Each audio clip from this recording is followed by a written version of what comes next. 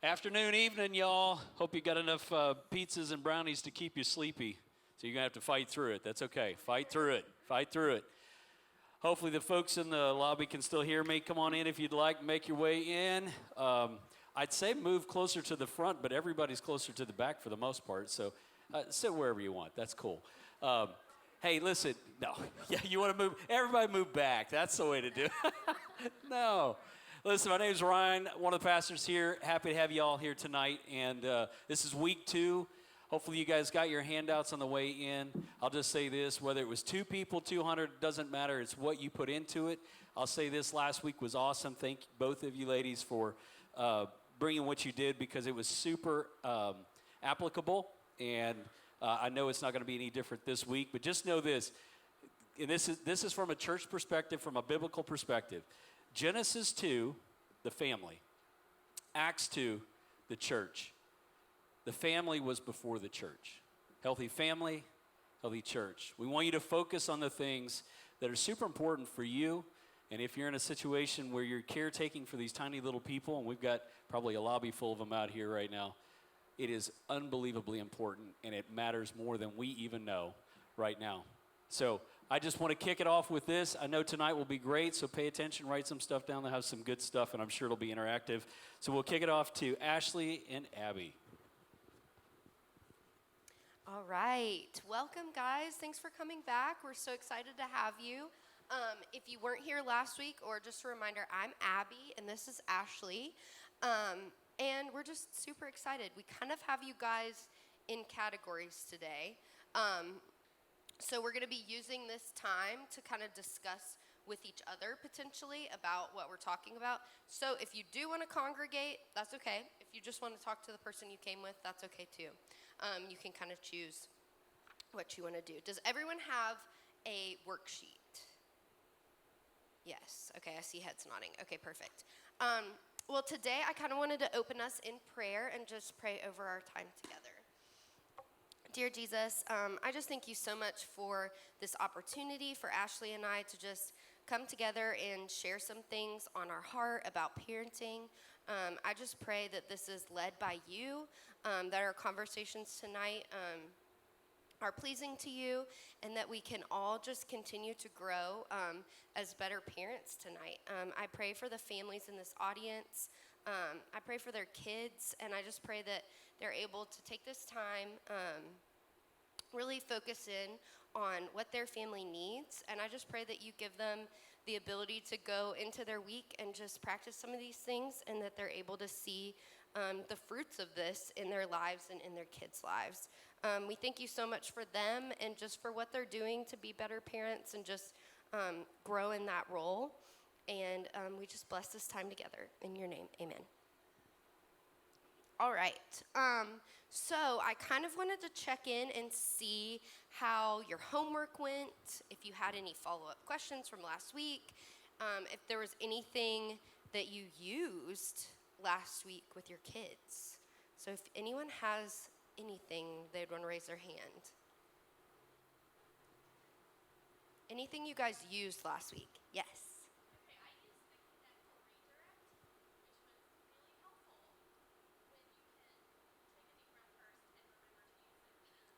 Awesome. Did it work? Did you see it work immediately, or do you see more of the long-term benefits? Okay. Cool.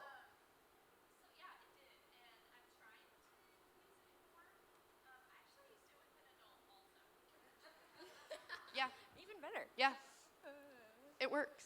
Sometimes I have to do it for myself. Okay, I need to connect with myself and then redirect what I'm doing. That's awesome. Thank you for sharing. Anybody else use anything last week? Yeah. Okay. Oh, awesome. Yeah, it works on husbands too. What emotions did you notice that you had to use it for the most often? Yeah. Okay. Yeah, usually. And sleeping, trouble sleeping. Oh, yeah. Yeah. You can name it. We can accept that you're a little sleepy right now. Hopefully we'll be able to wake you up. Well, no, that's awesome. Did you notice that working, or do you feel like it's going to be more of a long-term benefit?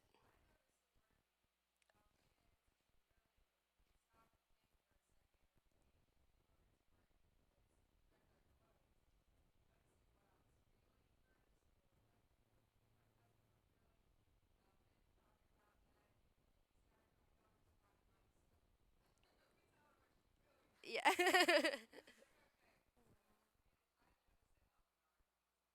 Well, that's a good time to practice. I mean, I know some of y'all are newer parents, but I think it's good to start practicing it right now, and then you're kind of primed and ready when they do hit the toddler stage. That's awesome. Thank you so much for sharing. Yeah, who here is here this week but was not here last week? Okay, we've got a few people. So we're talking about these things called connect and redirect, name it to tame it. Basically, kind of a short synopsis of that is being able to acknowledge an emotional experience before you work through it and find a solution. That's kind of how our brains process things and work. And so for your child, you acknowledge what they're feeling, and then you're able to point them in the right direction of where to go. We'll be going a little bit deeper into that tonight, so just so you have that kind of foundational knowledge of what we were talking about, but you should be able to kind of pick back up those who weren't here last week tonight. Okay, I'm gonna get my thing here. Uh, is it working? I might need Matthew. Okay, shoot. Sorry, guys. There we go. Hold on. Okay. I want you to kind of think about in your groups, what do you guys think is maybe a specific challenge that you have in your situation? So maybe that is getting your child settled in after they've been at your ex's house all weekend. You're sharing them from house to house. Maybe you're a single parent. And it's just been really hard to do it on your own, and you're really tired and exhausted. Maybe you're a stay-at-home mom, and you've hit your breaking point of being at home with the kids all week. Or maybe, you are a working parent, and you feel like the time you have is so limited. How are you supposed to make these changes? Does anyone care to share what feels like a struggle or a challenge that might even keep you from being able to implement some of these things? Yeah. Okay. Yeah, that's a good one. I feel like that's one we work on our entire life as parents. And it is hard to know exactly what we're feeling in the moment. But I know you guys are new parents too, so that's a good time to, I think that's amazing that you're starting now to look at that. Anybody else notice a challenge? Okay. Y'all are doing great. Yeah, okay, so last week we talked a lot about the left and the right brain. So the left brain being the part of the brain that holds our logic, problem solving, whereas the right brain is the more emotional, artistic brain. We talked about connecting with the right brain, redirecting with the left brain, naming our emotions in the right brain, redirecting in the left brain. Today, we're going to talk about the upstairs and the downstairs brain. So the jobs belonging to the downstairs brain are more primitive and hold more basic instincts, so more like safety. The upstairs brain is the part of the brain that's more sophisticated and responsible for many of the characteristics that we want to see in our children, like reasoning, problem solving, planning, thinking. Unfortunately, this part of the brain is under construction until about age 20, so it takes a while for it to fully develop. So the upstairs brain and the downstairs brain, it's helpful for us to teach our kids, and even in counseling, we teach the kiddos and even adults the way that the brain is working, just because it helps us understand ourselves better. So if everyone will make a fist with me, yes, and put your thumb underneath the front of the hand, the fingers. So this right here is our brain. The front of our brain right here is the prefrontal cortex. So this is the part of the brain that makes us be able to balance our emotions and hold good decision making and understand ourselves better. Everybody open up their hand. Our palm is the downstairs brain. And so this downstairs brain is the part of the brain that holds flight, fight, or freeze, which I'll talk about in a second. It's also the part of the brain that holds our big emotions, where we act before we think. Our thumb right here is the amygdala. And so that is the part of the brain that holds any perceived threat. So if you'll make a fist again, and our amygdala, if anything happens where our brain says danger, our amygdala is going to go off, it's going to want to move. As you can tell, it can't move unless I move my hand up. So what will happen is our amygdala goes off, we see danger, our upstairs brain goes offline, and we're completely reliant on our downstairs brain. Remember, the part of the brain that holds the big emotions, where we act before we think. So you can probably see how that might cause some problems. And we call this flipping our lid. So let's say we're on a hike and we see a bear coming. Our amygdala is going to go off, and we're going to be completely reliant on our downstairs brain. And it's going to send us into flight, fight, or freeze. So we either flight, we run from the bear, we fight the bear, which I don't recommend, or we freeze, where our body doesn't move at all. We don't have to think about any of these responses. Our body just does them by itself. It's only when the bear leaves and we feel safe again that our upstairs brain can come back online. Another example, let's say we're in an argument with a spouse or a friend, kind of like what we talked about last week, and they say something that sets us off. It's going to send us into our downstairs brain, where we say things we don't mean. We yell, we get angry. It's only when we calm down that our upstairs brain is going to come back online, and we're able to have a rational conversation with them about what happened. Another example, let's say your son is building a Lego tower, and his sister comes by and knocks the Lego tower down. His lid is going to flip. He's going to get angry. He's going to yell. He's going to scream. It's only when he calms down that upstairs brain is going to come back online. So I'm curious, has anyone had a situation where either they noticed their kid's lid is flipped or your lid is flipped? Does anybody feel comfortable sharing?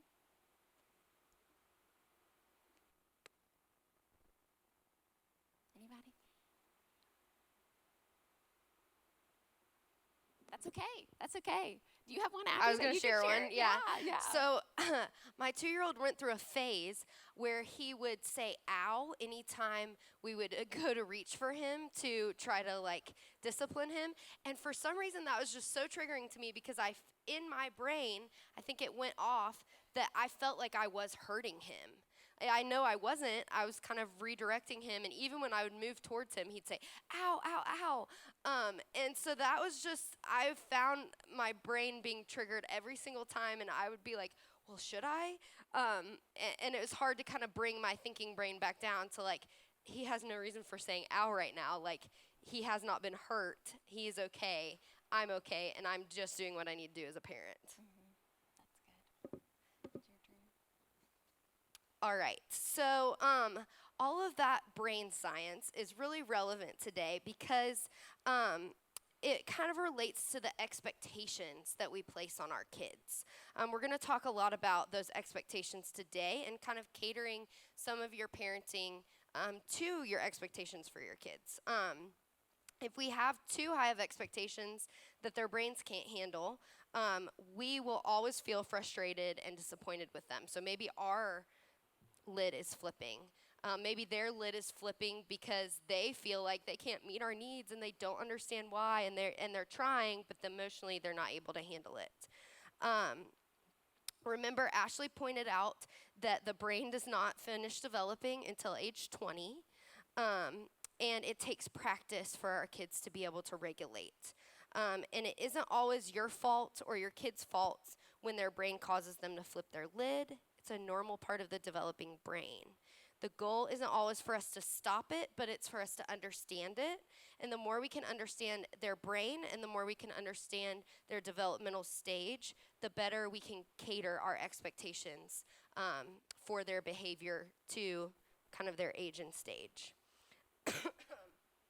So I want to show you guys this developmental timeline. So I know we have kind of a range of ages in here. We have this on your resources at the end, but there is a website called raisingchildren.net.au. It's like an Australian parenting website.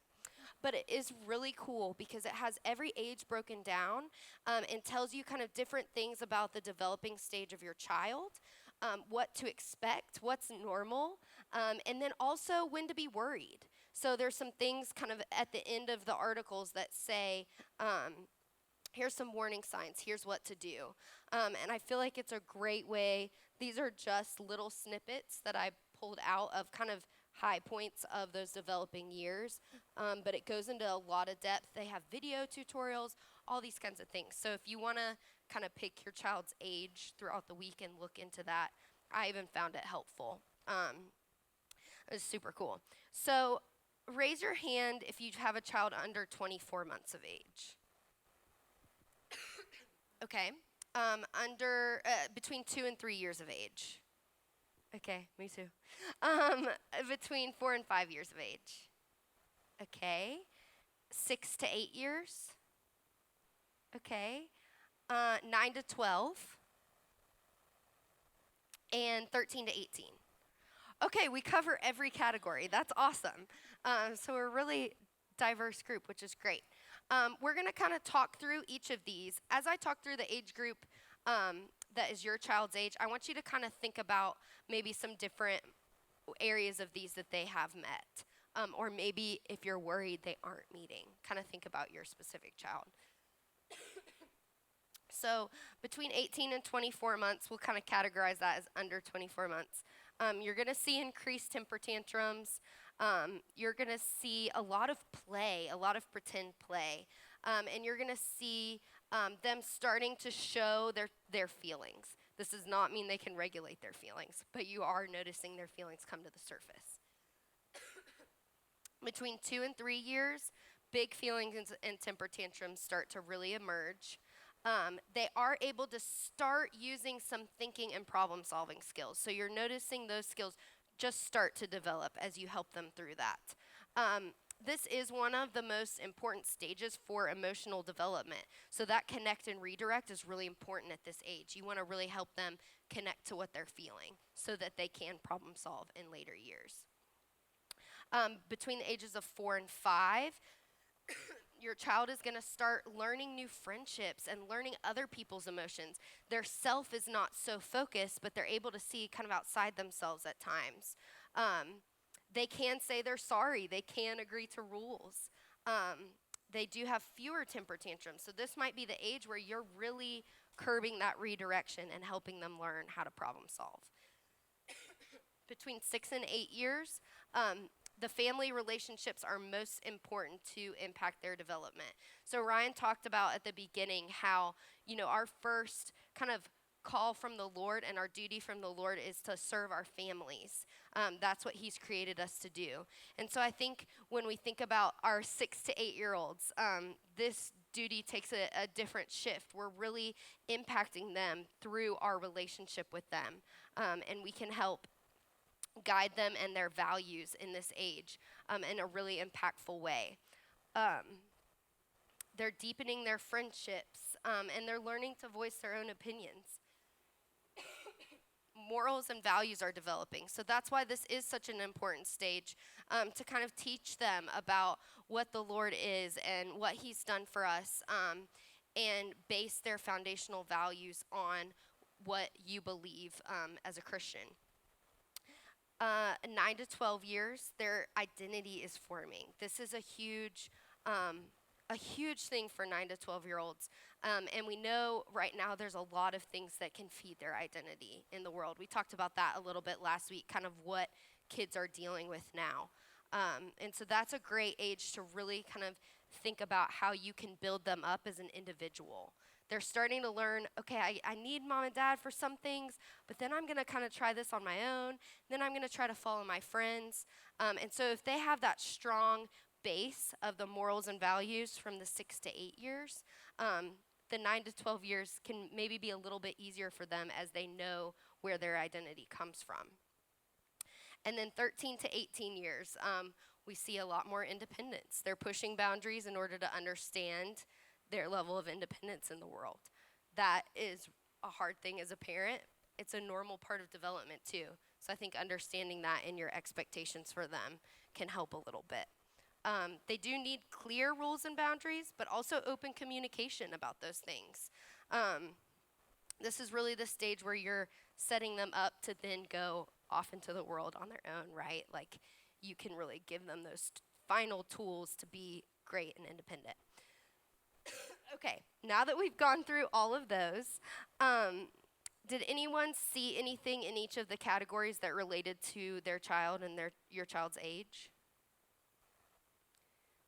Anyone willing to share maybe what little light bulbs went off as I was reading through those?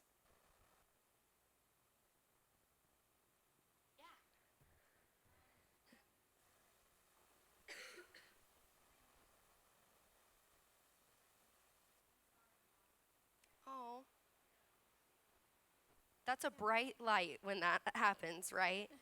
Yeah, that's cool. And I think for parents maybe that come before you, and maybe they're in that stage before the sorries happen, you can kind of know, okay, it's coming. Like, there will be an end to this. Was that hard before that started happening?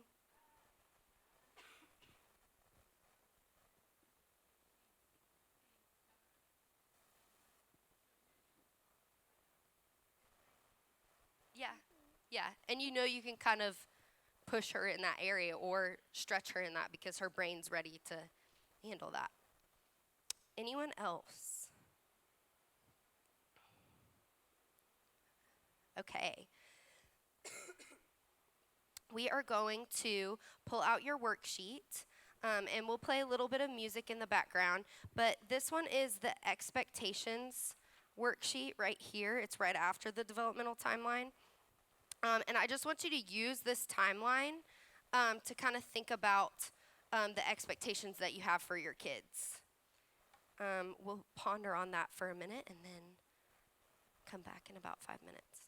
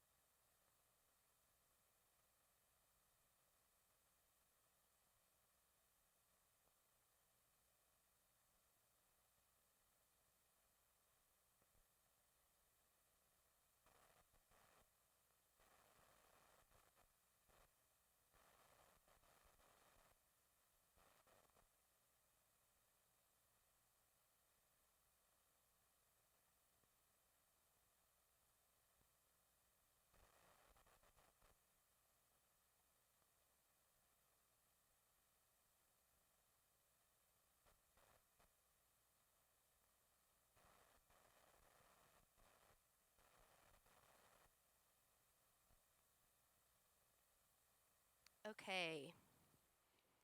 Obviously, some food for thought throughout the week. Does anyone want to share if you have any expectations that you're placing on your kids now that, as you kind of thought through it and as you saw this timeline, that you think might be too high or too low for them? Yeah.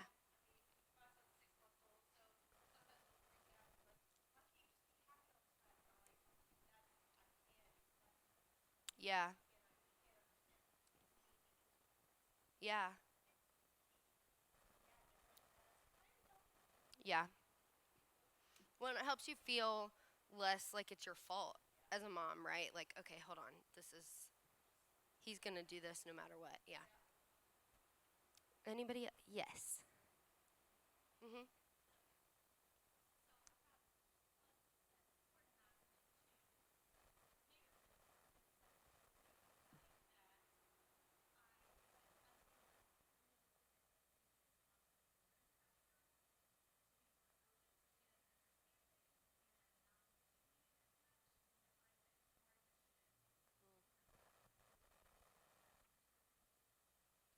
Yeah, it's a good point. You almost forget where the other ones were because, yeah. And I think when we have a big age gap like that, there also is sometimes that last one is more mature in a lot of ways.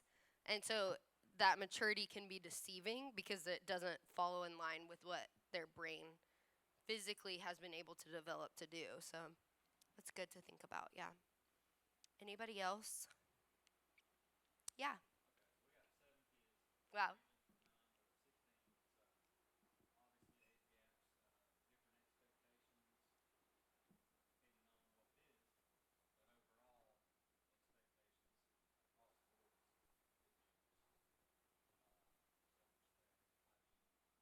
Yeah.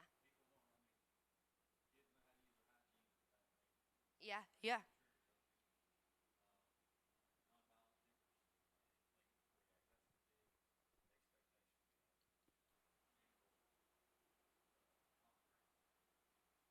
Yeah, and I think that's a good point. Like sometimes as a family you do have some like overarching expectations that you have for your kids that aren't gonna necessarily change based on their age. Um, and then I think others do have to change. You know, just knowing where their brain is at, being able to cater them and understand. And sometimes our kids feed off each other and they learn from each other, and then that creates different things. So I think just grounding yourself back to like, okay, this is actually, you can physically see their height hasn't developed, right? But it's hard to see what their brain is doing on the inside, and so sometimes we forget about that. Um, but yeah, thank you guys for sharing. Those are great points. Um, okay, we are also going to touch on how trauma impacts the brain. So I know some of you guys are foster parents or adoptive parents. And you may have learned about this in some of your continuing education courses. And I also think, you know, the traumas that our children have been through need to be considered in our expectations for them, and what we feel like they're capable of. Trauma is something that does impact the brain, and sometimes it can slow developmental delays. So maybe a child experiences a regression. Maybe they have difficulty connecting their emotions and thoughts because their lid is flipped so often. They're being re-triggered from a trauma. Um, Triggered more easily, and that this might result in outbursts or tantrums. We don't understand all their triggers, but maybe it's something that is making them feel like they're actually in danger, and maybe they have difficulty connecting to others. So our kids can heal from these traumas. It's not going to cause them a delay forever, but it just might take extra intention in order to help them work through that and then come through it to meet wherever developmental standards that they are. Trauma, as a definition of trauma, it happens when a very scary or disturbing event causes our child to go into fight, flight, or freeze.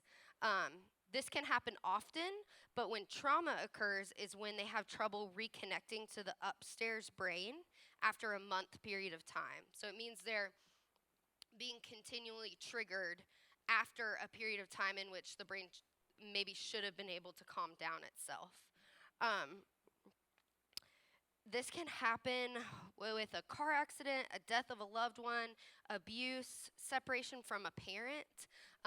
Those are what we call maybe like big T traumas. So use a capital T for that trauma. And then also there's things that are little t traumas. Maybe little t traumas last less than a month, but it still impacts your child and you're like, what is going on? Maybe that is sibling conflict. Maybe that is bullying at school, could be a big T trauma or a little t trauma. And a lot of this depends on the individual child and their ability and resiliency to move through it. Also, I wanted to do a caveat. Just because your kid might be experiencing one or more of these things does not necessarily mean they have been through a trauma. So these things can happen in our kids' lives also. They can experience difficulties. We can have blips in the road, and it doesn't necessarily mean like, oh, something big and scary happened to them that you don't know about. But if you do know a trauma has happened to your child, it's really important to take this into consideration when you are catering your expectations for them. So I want you to kind of take out your journals that you have and journal about what traumas. You can do little t traumas, like maybe they fight a lot with their sibling. Maybe they get super stressed out before going to bed, and that feels like this traumatic thing every night where they don't want you to leave them. Or maybe it is a big T trauma that you know about. Maybe you're separated and they go from one home to the other throughout the week. Or maybe they experienced abuse. Or maybe they have had a loved one die. Those are all things that could be in that category. So just kind of journal about it and kind of write it down. Think about what they've been through and how that might impact the way you set up your expectations. Yeah, it can be past or is something they're currently working through as well. We could talk about trauma, honestly, for 10 more weeks. This is like a little kind of general session, but it does impact kids differently at different ages and stages, and it can come back up. So maybe your kid works through it and they start developing like a normal 5-year-old, but when they hit puberty, something triggers them again, and it becomes more challenging for them. And then they kind of have to rework through it. That can be really normal as well. So just having that in the back of your mind as you're tending to their needs can be really helpful. So our next strategy is called use it or lose it. Use it meaning using that upstairs brain. So we want to give our child plenty of opportunities to use that upstairs brain so that it will become easier for them to do on their own when they're losing control of their emotions. Our instinct is to solve problems or fix things for our children, but it's more beneficial when we press our children to do the work themselves so they build those brain muscles needed to develop skills like empathy, controlling their emotions, good decision making. The more they problem solve in these smaller situations, the easier it becomes for them to problem solve in more stressful situations. So, co-regulation is an important part of this. Co-regulation can help a child learn to regulate their emotions with you. Co-regulations is caregivers providing just enough support in order to help them gain control of their emotions. So I want you to view this emotional picture as your child's emotional regulation bucket, meaning this is how much they're able to control their emotions. It's not very much at this point. So the first, in any given situation that they go through, they're going to need, they're going to have their own emotional regulation cup. And then the parents are going to have their emotional regulation cup as well. This is what the parents have to add to it. So however much is in the child's emotional regulation cup is dependent on developmental age, life stage, life experiences, and how much is in a parent's picture is dependent upon a variety of things, very similar, but as well as parent mental health is a big one. So let's say that your child comes to you really upset because they can't figure out how to play a sport, whatever that sport may be. It's basketball or baseball season, I guess. And so maybe they're having trouble making contact with the bat, or maybe they are really struggling with soccer, or whatever that might be. They come to you upset. And so this is where we would use the skills we've already learned. So connect. We would connect with them, get at their level, have a soft tone, and then we would name their emotion. I can tell you're really frustrated or really upset. We might take some deep breaths together, and that would be the parents helping the child co-regulate and adding to their emotional regulation bucket. And then the child obviously has to take those words into account and deep breathe with you. And so this is their emotional regulation cup being poured into that bucket. So Abby's going to give us another example of something she's been through with co-regulation. Okay. When Ashley did this example, I was like, oh, I feel like this is the perfect thing that I do with my 2-year-old. Not the perfect thing for me, but it just does help him kind of co-regulate. So he has just been able to learn how to take deep breaths. He does it so cute. He blows out. And so when he is really struggling with, I want more candy and I do not want to eat this banana that you're telling me I can have for a snack. What I might do is kind of get down on his level and just take some deep breaths, because he is in a place where he can't regulate his emotions. He is so stressed out that he cannot have the candy. So I'm starting to take the deep breaths even though he's freaking out. I'm taking them maybe 5, maybe 6.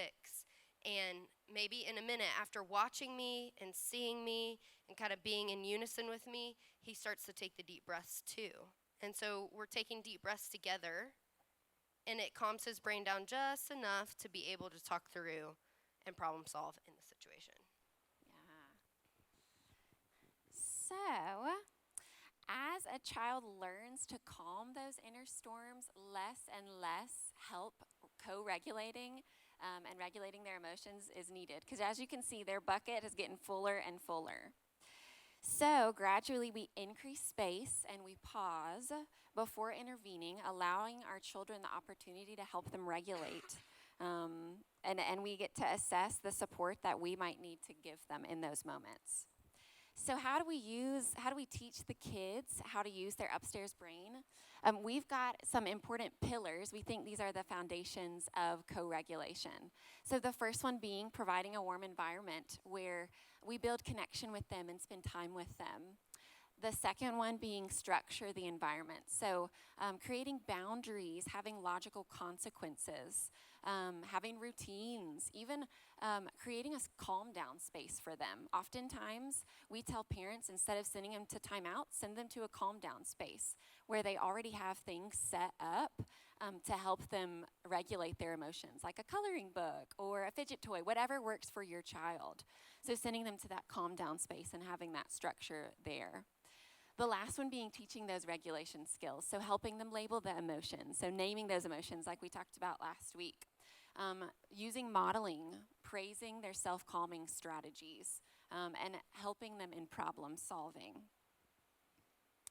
So, some practical ways to use these pillars in a day-to-day is the first one, providing that warm environment. So this starts with connection.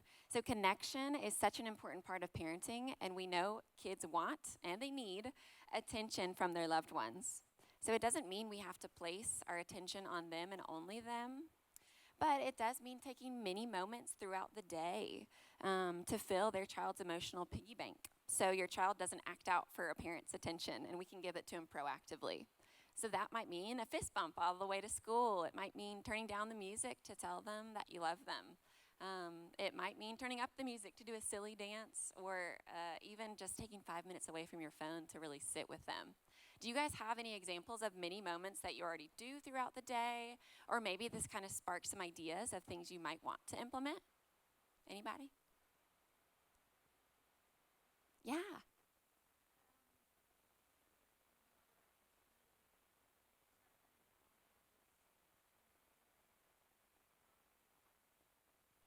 Yeah, that's perfect. Yes, turning down the radio and just asking how their day went.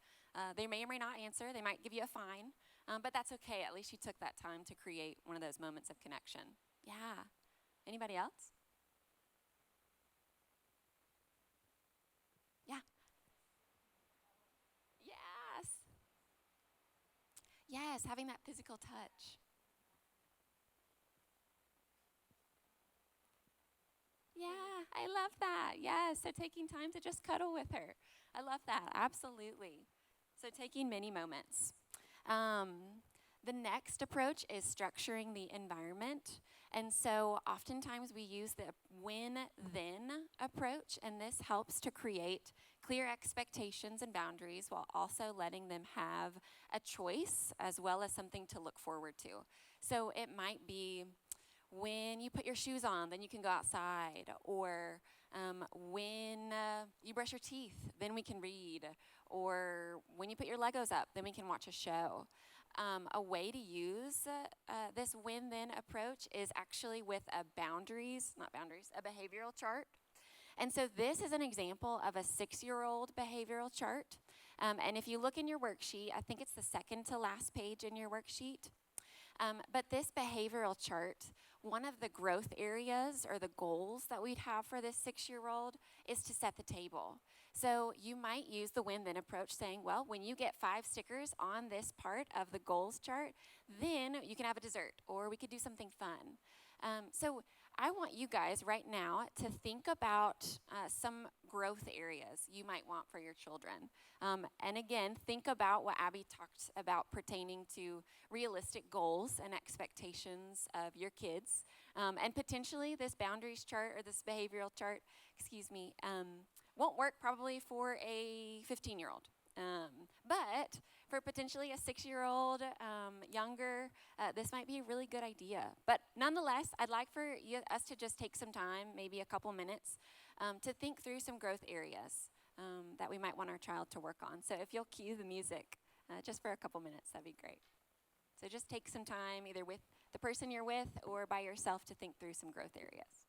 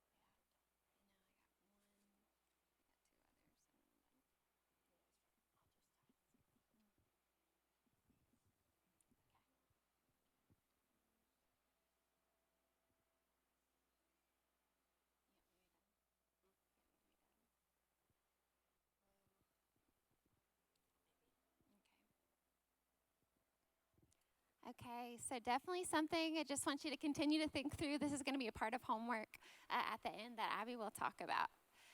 The last one is teaching them self-regulation skills. And so one of the most important thing about teaching self-regulation skills is modeling. It's one of the most powerful tools to help facilitate the upstairs brain in our children.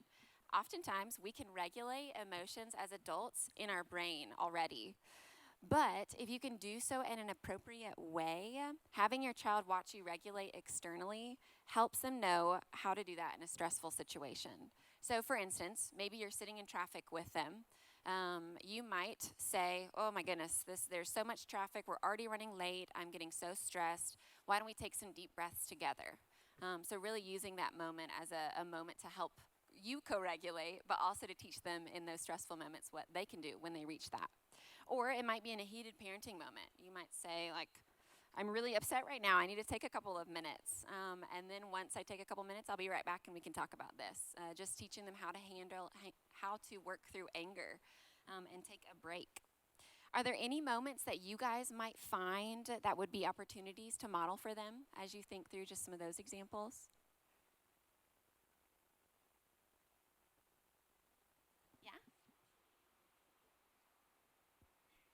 say that. Yes, treating other people kindly. Absolutely. I love that one. Yes, definitely. Anyone else? Yeah, there's multiple lots of different moments throughout the day that we could use. So this is a short video about modeling and just the importance. So we'll play that one.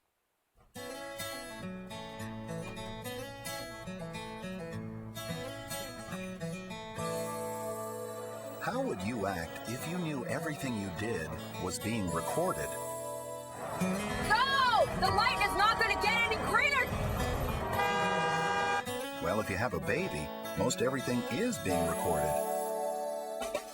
Kids are the best copycats in the world. They watch, they listen, and they learn from you. Even at a very young age, your child will imitate your behavior. You are your child's first teacher. She's learning from you every day, in every way. So set a positive example, and always keep your audience in mind. Some milk? Children learn by imitating you. For more information on parenting, visit. So we always want to keep in mind what we're modeling to our kids. As a parent, you already know modeling downloads into real life. It's the same reason why if you're in an argument and you accidentally say a word that you didn't mean to, and then your child hears it, and a couple days later you find out they said it at school. It's the same reason why your child might want to dress like you or do household chores with you. Modeling happens every day, even when you're not aware. We're not going to be perfect as parents, but we do want to be intentional knowing that our kids are watching, and we're always modeling something to our children. As we teach them honesty, kindness, generosity, respect, we want to make sure that they see us doing that. The way they see us respond impacts their upstairs brain. Again, we're not going to be perfect at this because we're human, and that's okay. But even in those moments, going back and talking about how you could have handled that differently is super helpful. And I think this just paints such a beautiful picture for those of you who do have a Christian faith of our relationship with the Lord. You know, we talked about providing a warm environment. I know when I go to the Lord in prayer, when I seek comfort from his word and I grow in relationship with him, I only learn more about how he is so warm and he cares for every need that we have. He says that he knows every single hair on our head, and so he really cares about every single thing that we do and feel. And so I think in that warm environment sense, providing that for our kid is only growing us to be more like Jesus. It's only refining us in that way. Providing structure. Honestly, if you look at the Bible, Jesus has ultimate grace, like we talked about last week, but he does have rules for us to follow for our own good, and those rules and those boundaries protect us in life.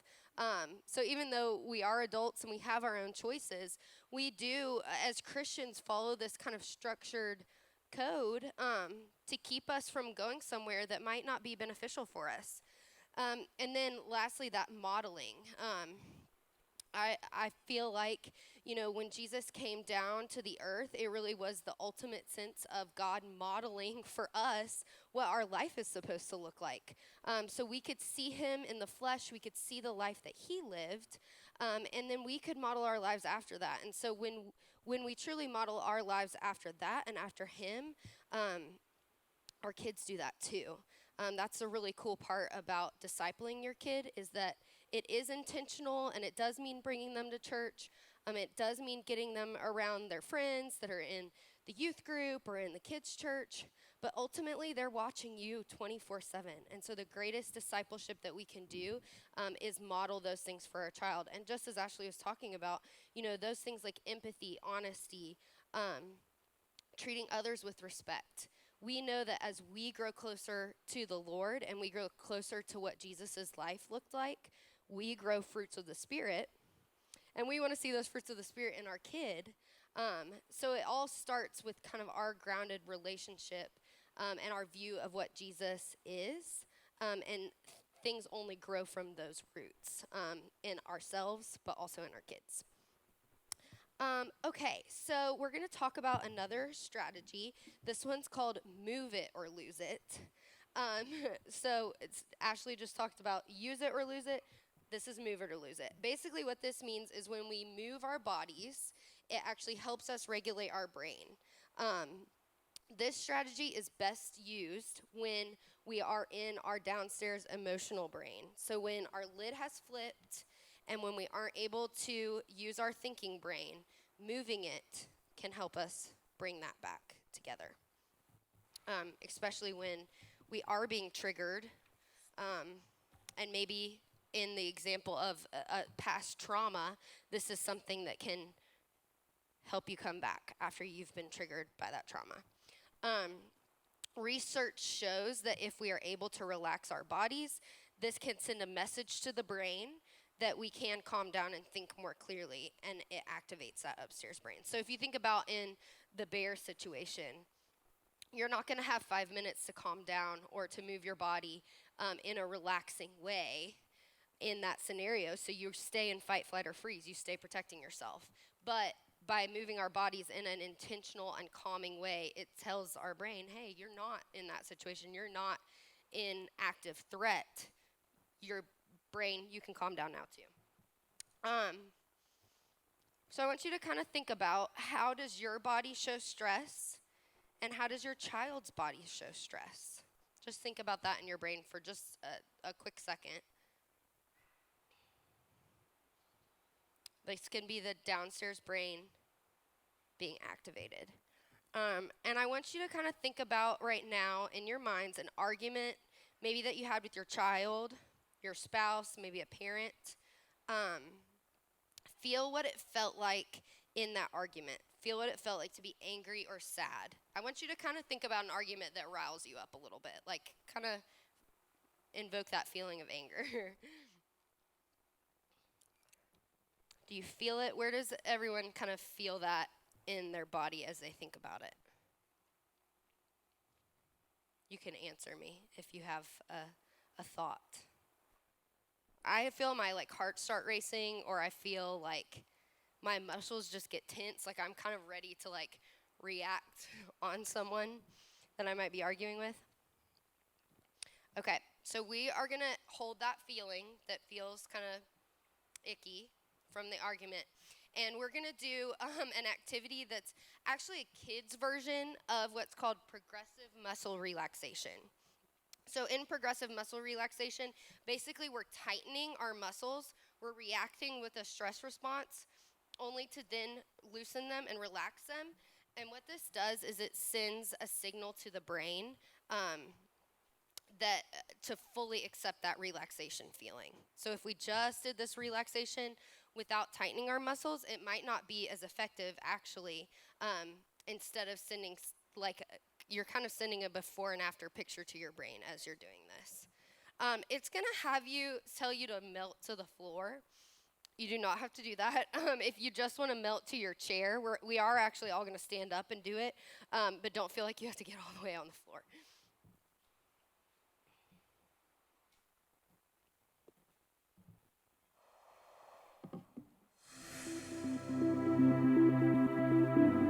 Melting, melting, melting. If everyone wants We to all stand have up those and try moments it. when we freeze.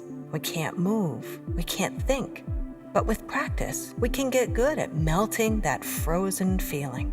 Let's freeze up and then melt. Stand up in a spot with a little space around you. Cross your arms and hold your shoulders with your hands. Carefully tuck your chin down and in. Tighten as many muscles in your body as you can. Let your body be frozen, like an ice statue.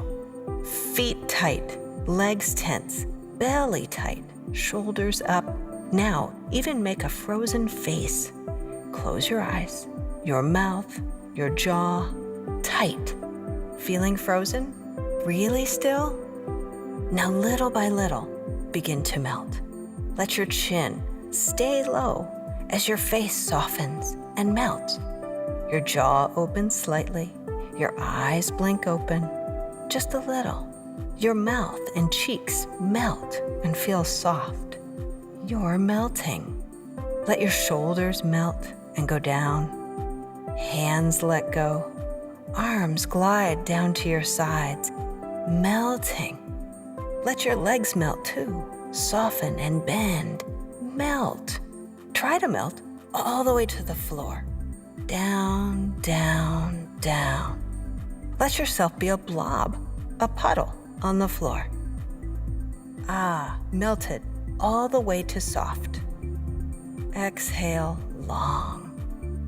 Once frozen and tight, and now melted, a little more at ease. Let's do it again. This time, choose your own frozen statue. Be creative. Freeze your arms. Freeze your legs. Freeze your face. Make a funny face if you'd like. Freeze there. Tighten. Freeze, freeze, freeze. You're frozen. Close your eyes or keep them open. Stay frozen for just one more moment. Ready to melt? One icy part of you at a time begins to melt. Face, eyes, jaw, head, chin goes down, shoulders drop, fingers soften and droop, hands too, arms float down. You are melting. Let your legs allow you to melt down to the floor. Melt, melt, melt, droop, settle, and rest. Melted. Try to feel at ease here. Soft. Check in on your body. Is any area still frozen? Notice that tightness. Melt it if you wish. Rest here. Breathe. Eyes are open or closed. Next time you feel frozen, in your mind or in your body, try to melt it away. Okay.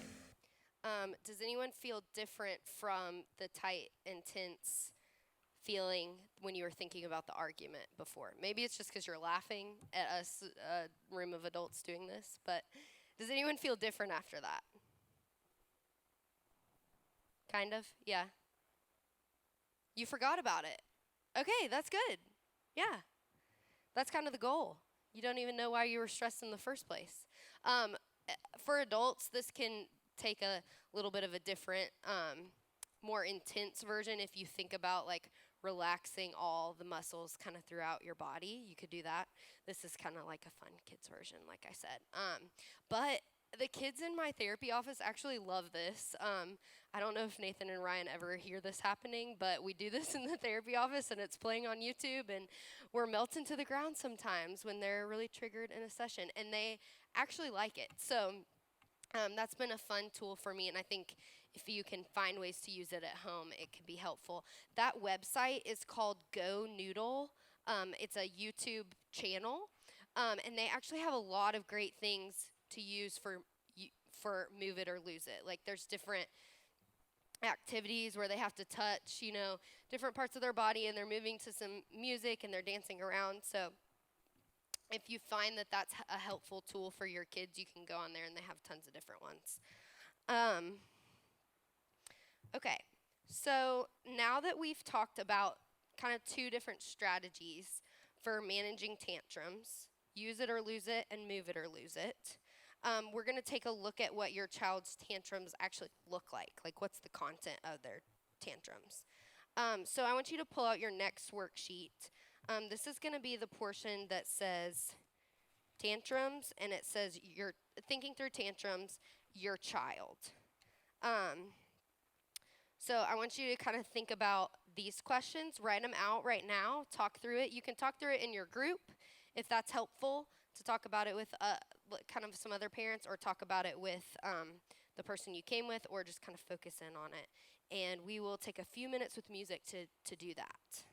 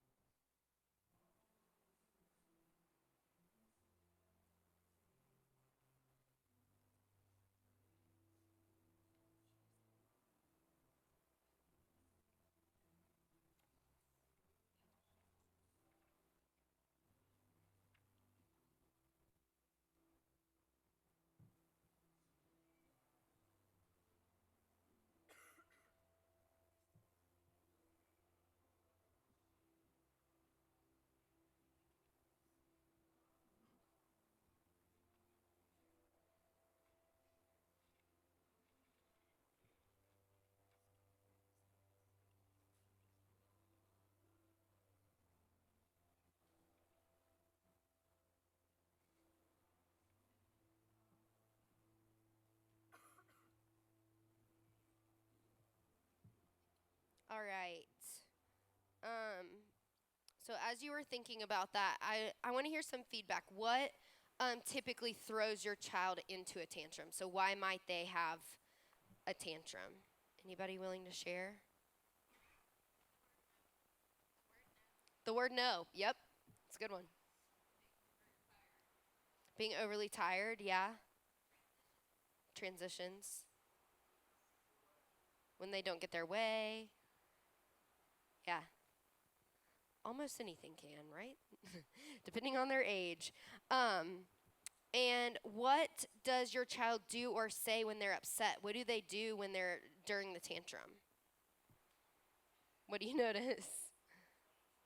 Slam stuff? Yell? What's that? Throw blame, yeah. Maybe they go on the ground. My kid likes to drop dead in his tracks where he's at and just go limp. So that that's a fun one. Okay, now you're going to flip that and go to the parent portion. So thinking through tantrums, and you're going to think about your response to tantrums. So we're going to take another few minutes to do that with music, please.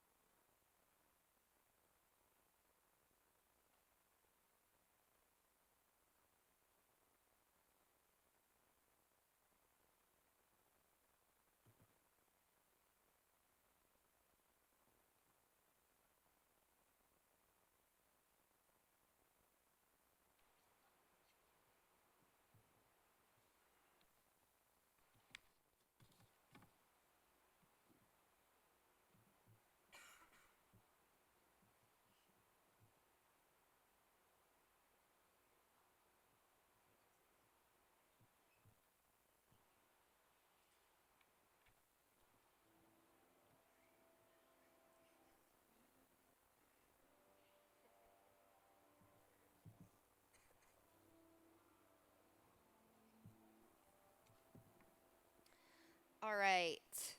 Now I want to hear from you. What is your typical response to your child's tantrum? Embarrassment, okay. So feeling response. Frustration. Anybody else? What do you... Okay, what are they? How are they different? Yeah. No, that's a good point.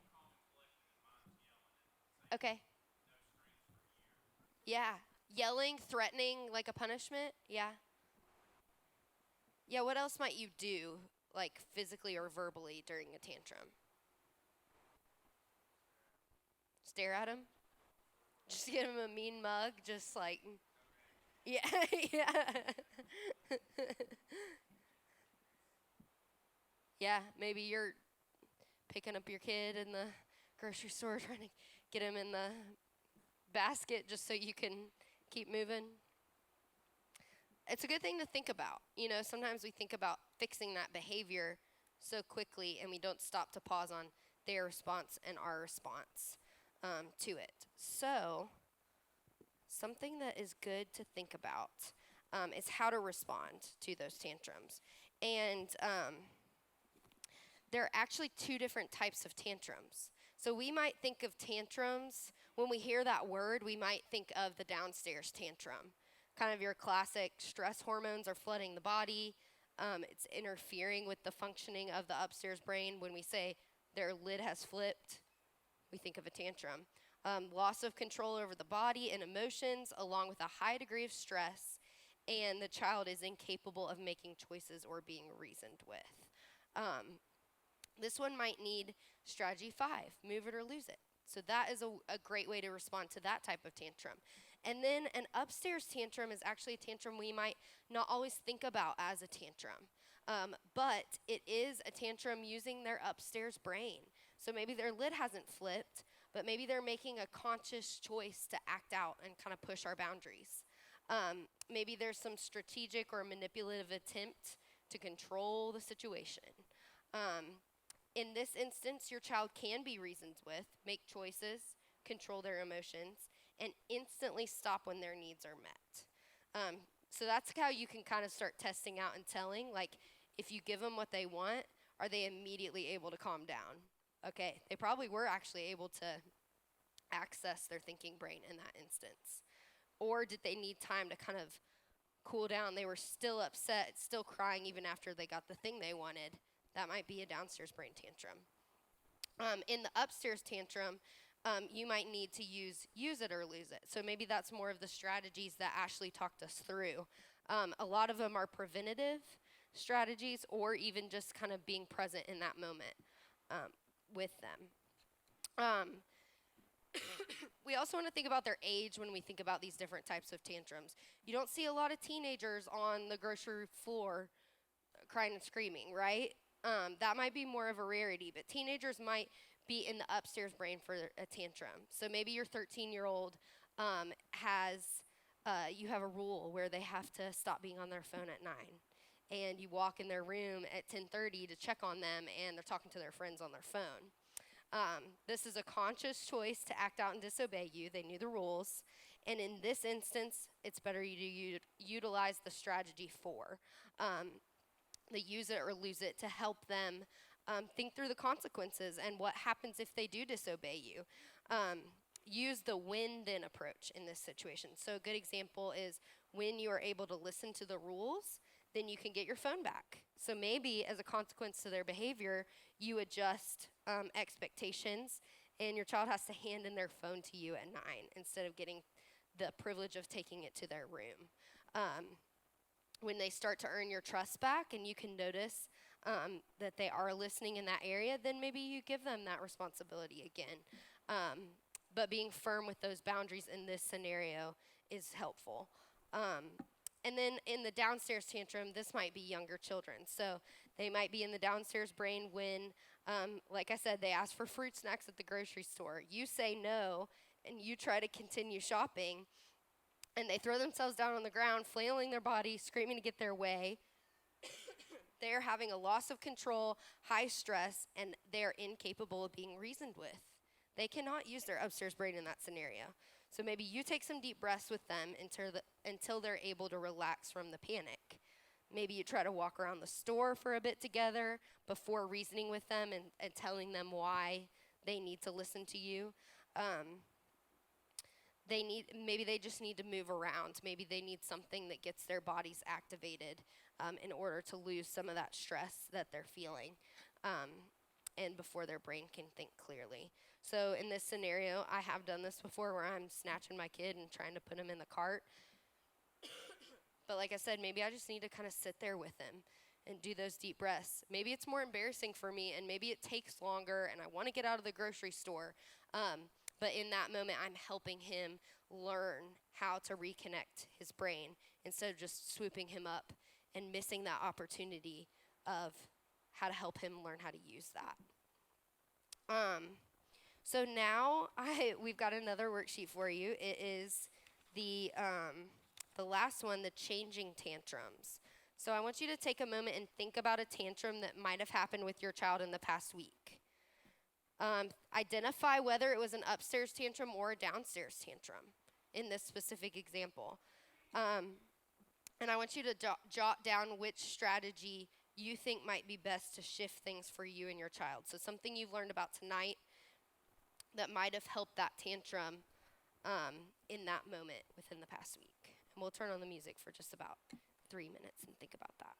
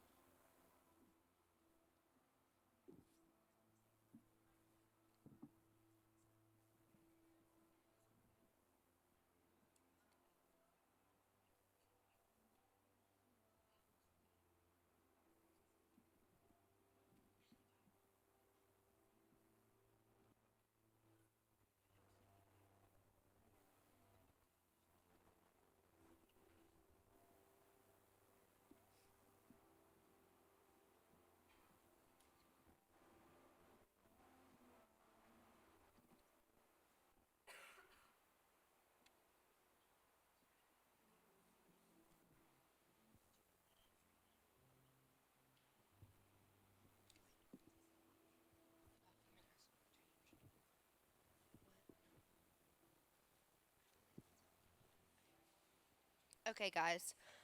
What did you notice changed between the first column and the second column?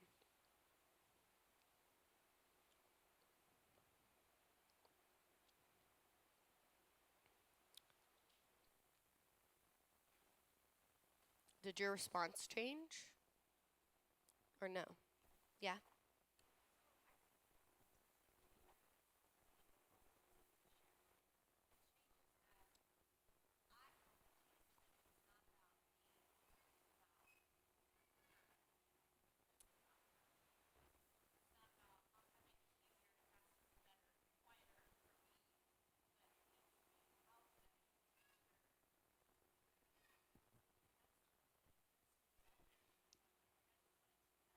Yeah. I think we can all agree with that, right? Does everyone just want to get over it as quickly as possible so you can move on? Yeah, I mean, I think that's why, as I was saying earlier, like, God finds us in these moments and He does make us more like Jesus because it tests our selfishness. Um, that's going to be normal. There's no shame in feeling that. We're human. But can we grow in it? Yeah, we always can. So I think that's a good point. It's like slowing things down, too. I think we're so fast as a society and learning just how to kind of slow it down, even in parenting your kids. Thank you for sharing. Yeah, so I want to talk a little bit about our response. So we just talked about how we respond to our children, but what are some things that trigger us when our child is having a tantrum?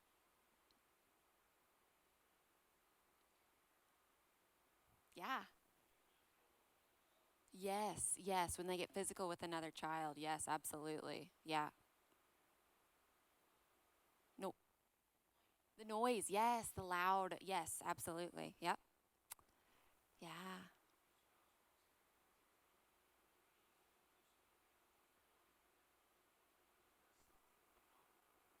Ah, yes.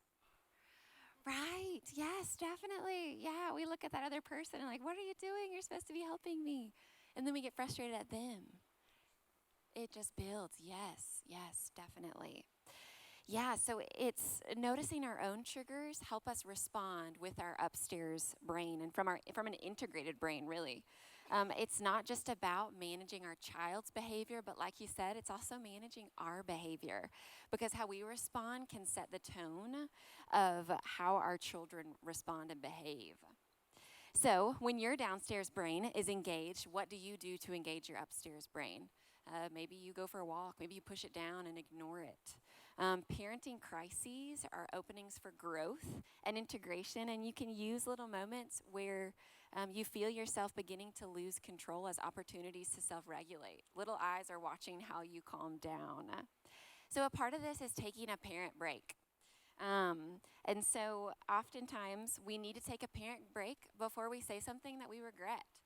Because we know that happens in our downstairs brain. And so there are some different ways that we just put on the slides just to remind you guys of how you can take a parenting break. So reminding yourself it's okay to take one. Oftentimes we feel guilty as parents for not taking or for taking one. We can also co-regulate in the moment of stress with our child. So take deep breaths with our child. Use the Smiling Mind app we talked about last week with them. We need to pray just as parents in general, not just when we take a parenting break, just because we need wisdom and strength in order to parent. And so obviously doing that throughout, but definitely an important piece of taking a parenting break. Asking for help or talking with another parent. A part of us putting you guys in these groups is so you guys know you're not alone in this and you have people to support you.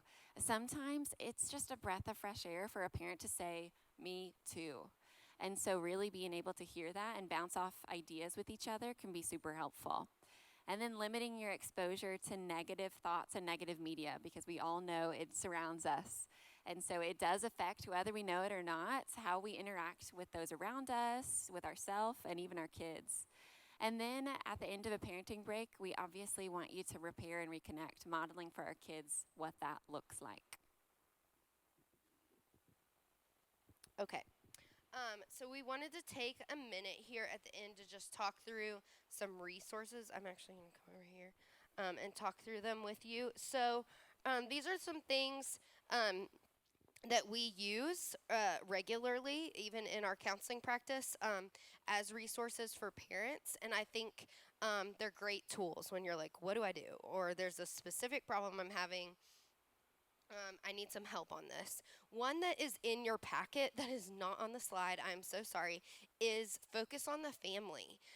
So it is a Christian website, and it has a lot of kind of Christian topics, but they have great stuff for families, and they're very in line with like current mental health practices. Like a lot of the stuff we read is really updated with kind of that mental health research and has a good, solid background on that. So for blended families, for grandparents raising grandchildren, honestly, a lot of times I will go to them first if I'm looking for a specific article on something and how to handle it in a Christian way that has kind of our beliefs behind it, but also something that is sound for mental health.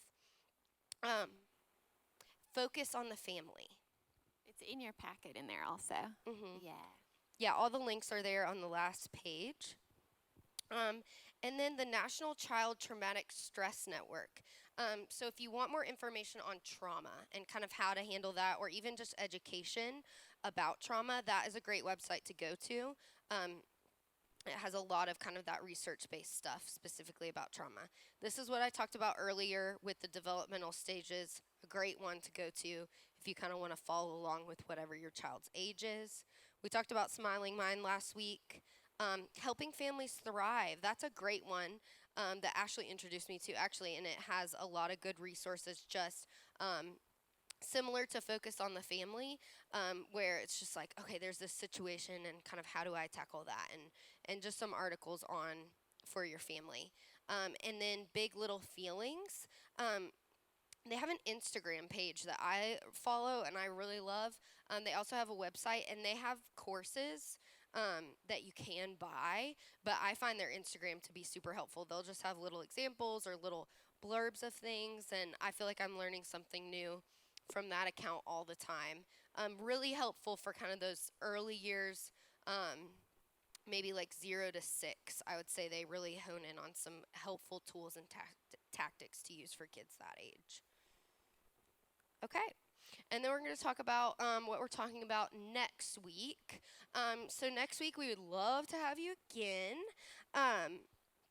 We're going to learn about something called neuroplasticity in the brain. And really what that is kind of a big word for how our brain remembers things it needs to. So how our brain forgets things it doesn't, and how it remembers things it needs to. This is very helpful as you're helping your child grow and develop. We're going to learn about interpersonal relationships, and when our kids' brains get stuck on something and feeling like we can't move through them, feeling stuck, we're going to touch on that. If y'all want to, for homework, use that behavioral chart and kind of jot down some things that you want to work on with your kid this week. See if that helps in like a preventative way. If setting up those expectations clearly can help your week move a little more smoothly. And then try to take a parenting break for yourself, an intentional parenting break, something you can do to pour back into yourself because you're doing a lot for your kid. You wouldn't be here if you weren't. All right, guys. Well, that's all we have for you tonight, but thank you so much for coming back again. And if you are a foster parent and you want to sign up, we have a CEU for that, so you can get credit for your continuing education. And it'll just be right up here if you want to come to the front of the stage. We can help you with that. Thank you, guys. And if you have any questions in the back, there is those extra care cards, and so please feel free to write them down, and we will get back with you. So, yeah, thanks for being here.